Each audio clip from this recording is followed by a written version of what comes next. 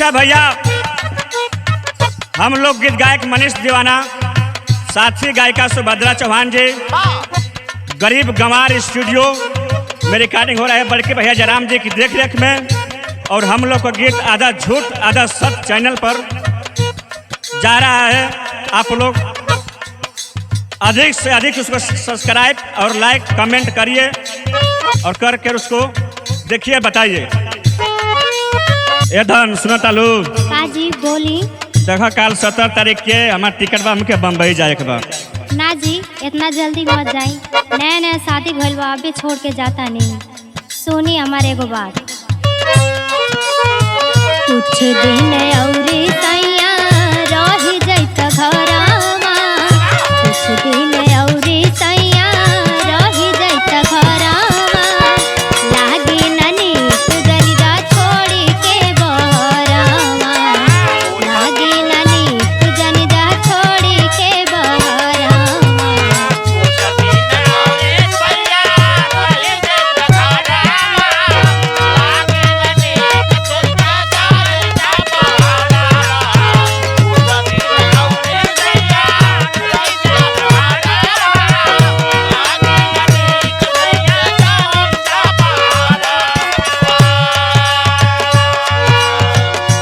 ए धन हमारे एगो बात सुनो, देख भाई नई नई शादी भइल हो, कर्जा बहुत ढेर हो गइल बा ना, जब तक घर का रोजी रोटी कैसे चलिए। हमार तू बात सुनो, बोली।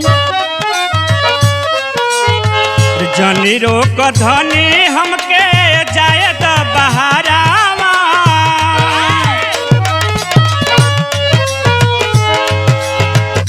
जनी रोक धनी हमके जाए तो बहारावा, कैसे के रोजी रोटी चली हो घरावा।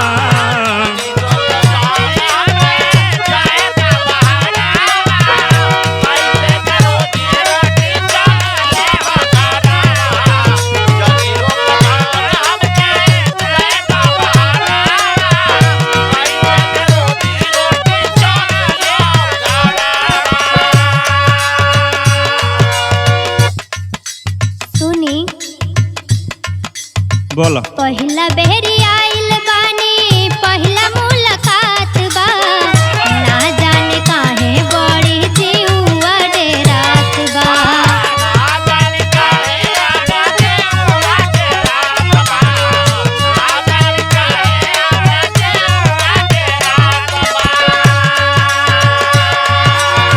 पहिला बेरी आइल बानी, पहिला मुलाकात बा, ना जाने काहे बड़ी जीवा डेरात बा।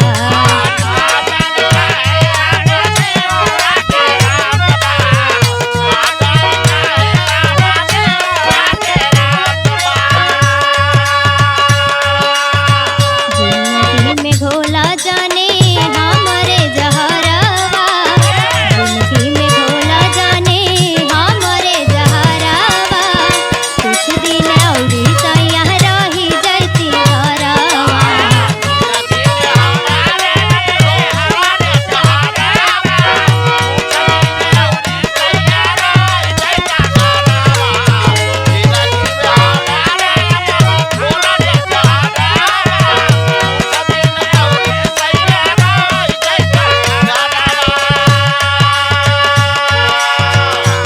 एरा नहीं सुने हमारे बात सुनो, सुनाई।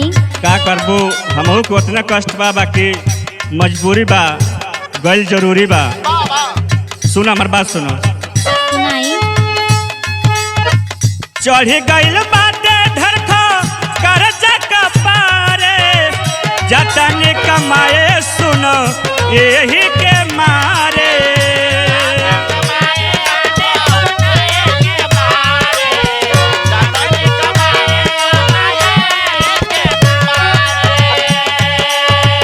चढ़ी गइल बाटे धरखो कर्जा कपारे, जतनी कमाए सुनो यही के मारे। माई बापू के करिह सेवा सत्कारावा, माई बापू के करिह सेवा सत्कारावा, कैसे के रोजी रोटी चली